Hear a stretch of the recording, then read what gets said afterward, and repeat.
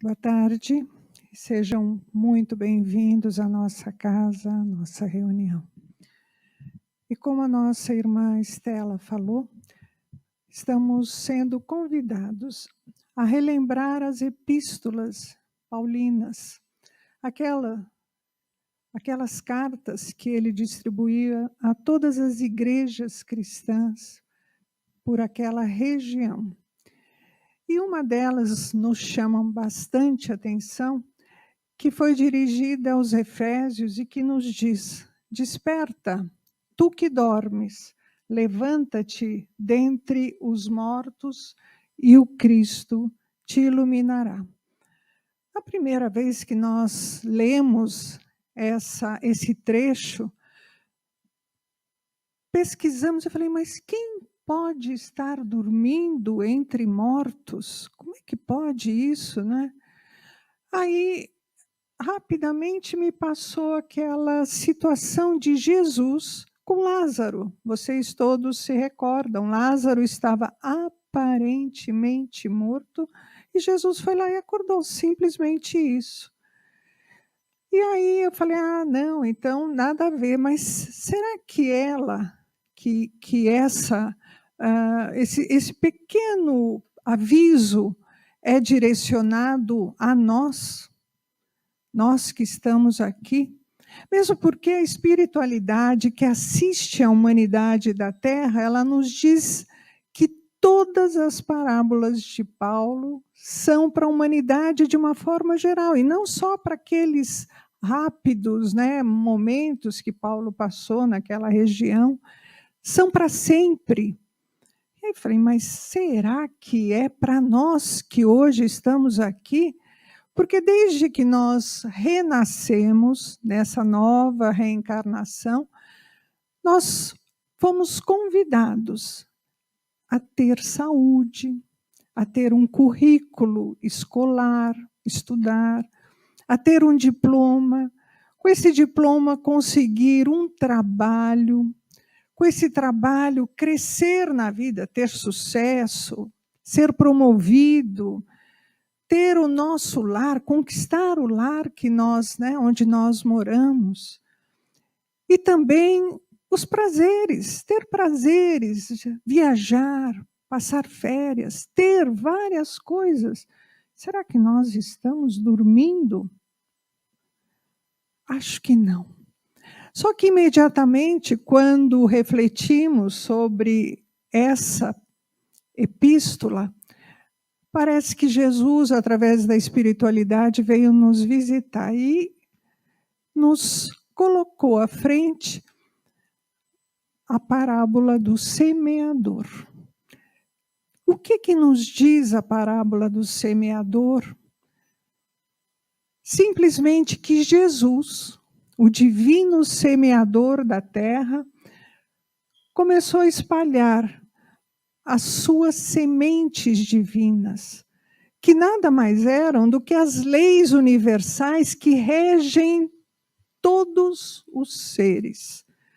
E a primeira, conforme ele foi espalhando essas sementes, a primeira leva chegou até um terreno bastante árido, duro, representando os publicanos, os fariseus, os senhores daquela época que descartaram.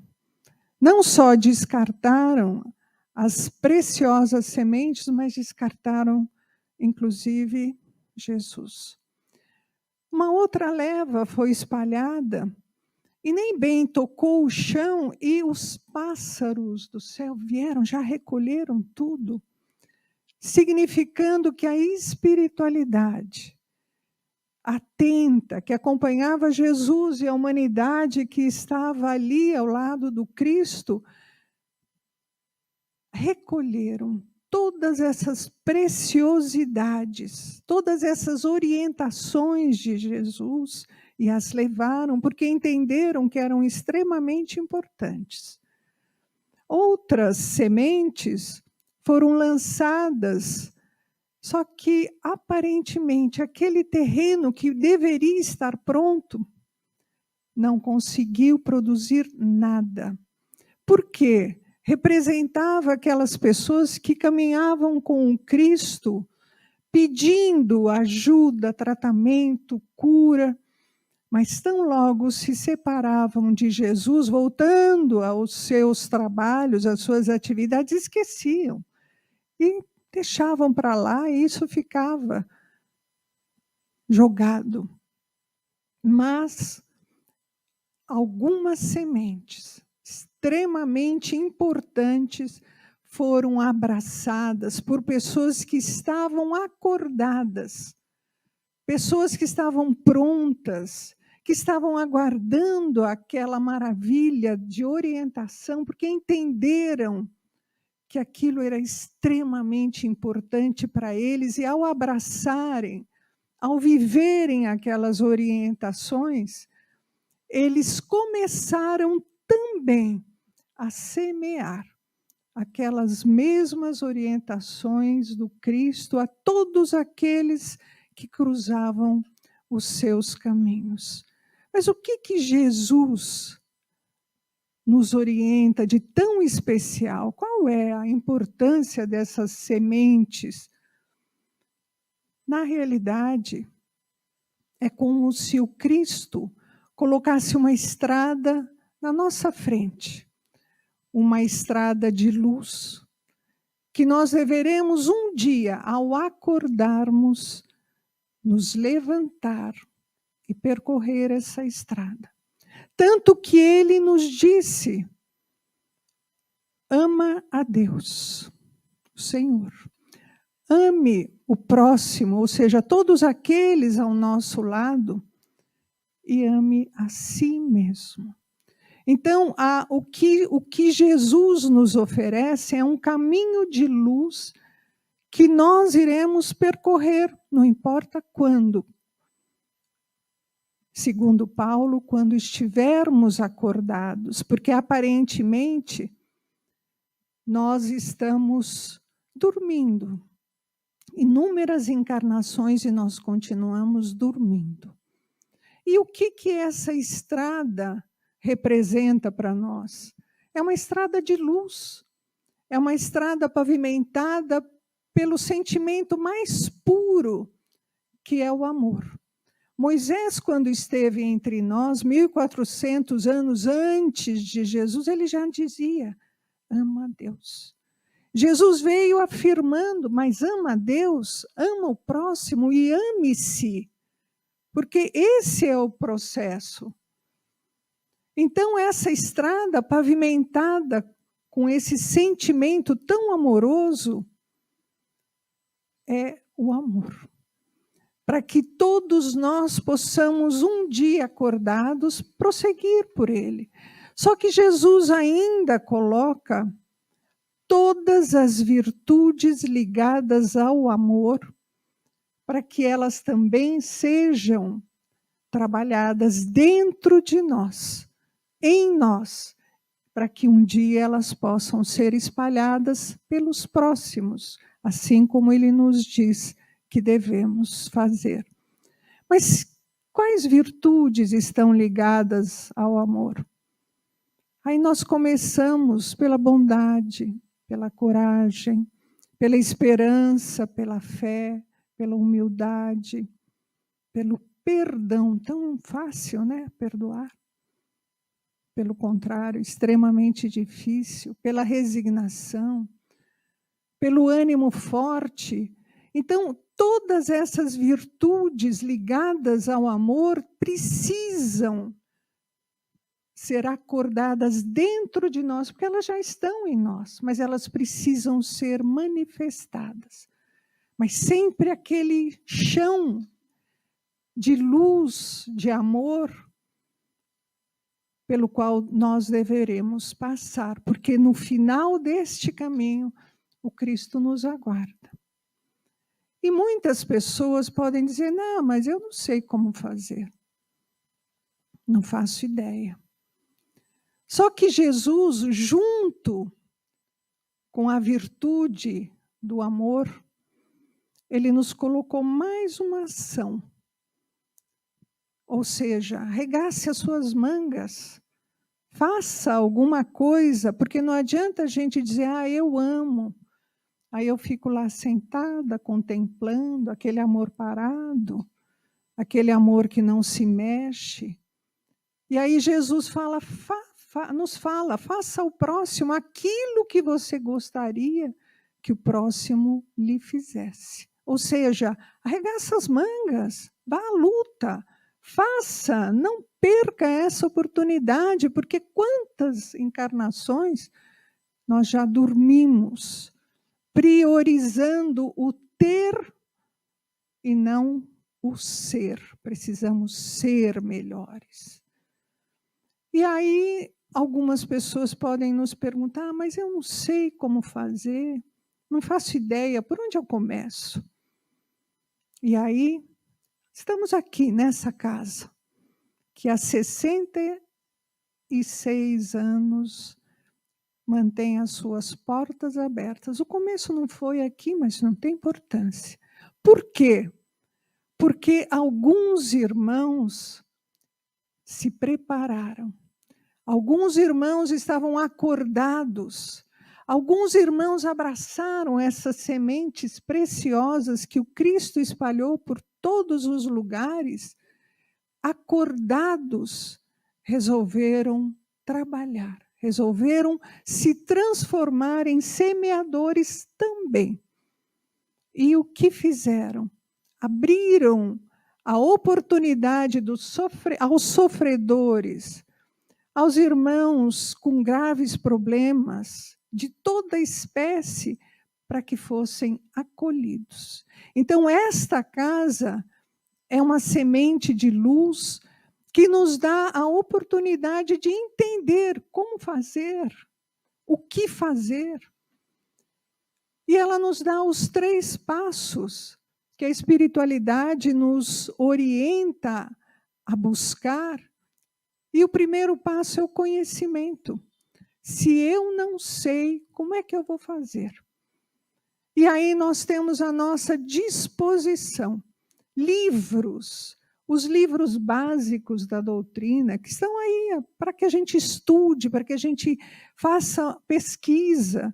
Temos os livros do Chico, maravilhosos, os livros do Divaldo, da Ivone Pereira, Simonetti e muitos irmãos que estão preocupados, estiveram e continuam preocupados com o caminhar, o despertar da humanidade.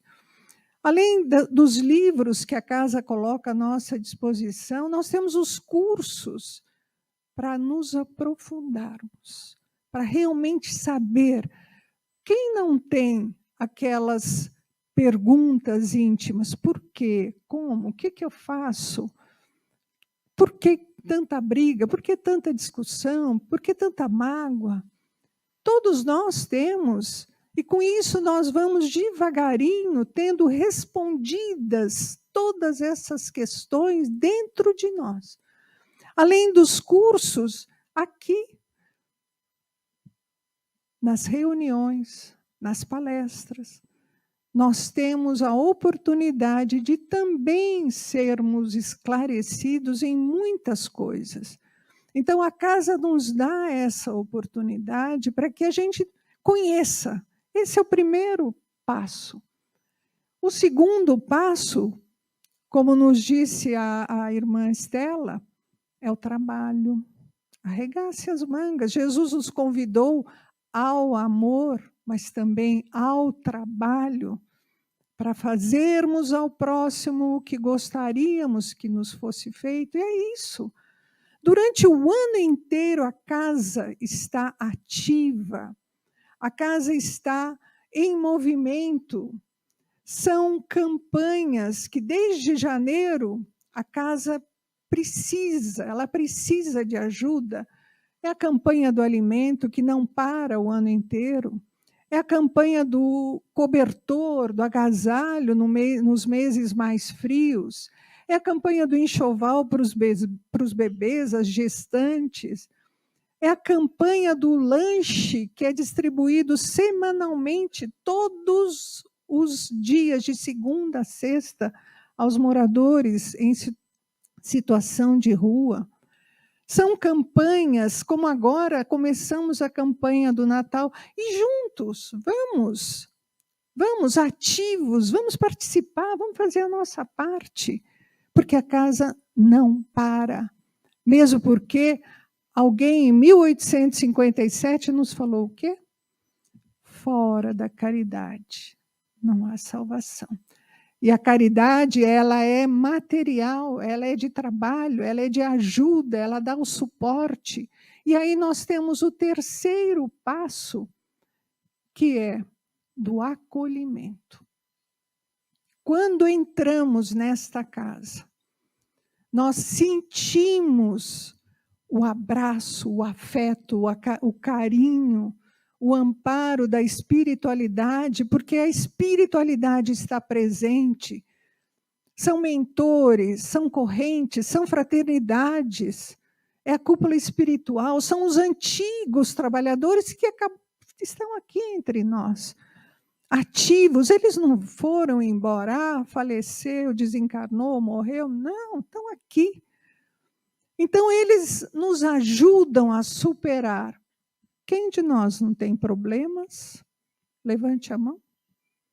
Todos estamos aqui para passar, para trabalhar essas dificuldades. Então, esse acolhimento que não só os trabalhadores recebem, mas todos os que vêm aqui sentem. As pessoas estão com problema físico, as pessoas estão com problema espiritual, psíquico, emocional, elas vão até o atendimento fraterno, elas vão ser acolhidas, elas vão conversar, elas vão pôr para fora, elas vão chorar, mas elas vão sair daqui em condição melhor do que quando entraram. E se quiserem, somente se quiserem, passarão ou pelo tratamento espiritual, ou pelo tratamento físico. E, além disso, nós temos o acolhimento, aqueles que não perderam, mas se distanciaram dos seus familiares, dos seus amigos, porque eles partiram antes. Então, todos, tem o amparo aos que se tornaram dependentes. Então, a casa acolhe, a casa abraça todos nós, e através dos trabalhadores encarnados, a espiritualidade trabalha, ajuda, ampara, intui, envolve amorosamente. O primeiro dia que nós entramos nesta casa, depois de passar meses sem poder trabalhar, não é? Trabalhando, vibrando, mas quando nós entramos aqui, a emoção que nós sentimos foi tão grande que parecia que íamos explodir de tanta alegria. Tudo isso por conta do envolvimento espiritual, do carinho dos nossos irmãos que atuam, que ajudam, que amparam, para que o nosso despertar possa acontecer, sem pressa, devagarinho, mas dia a dia, encarnação a encarnação, para que nós possamos percorrer essa estrada que o Cristo nos deixou através dos seus exemplos, das suas parábolas, das suas orientações, percorrendo essa estrada de luz, aquela que Paulo nos fala, acorda, veja o que está à sua frente, para que quando nós chegarmos no final dessa estrada, nós possamos dizer, assim como Paulo, já não sou eu que vivo, mas o Cristo que vive em mim. Porque a partir daí, iremos seguir as orientações, fazer aquilo que Jesus tão amorosamente nos orientou há 2000 anos. Por isso, vamos juntos, todos nós, fazer essa caminhada em direção ao Cristo, que continua com seus braços abertos a nos aguardar com muita paciência. Que Deus nos ajude.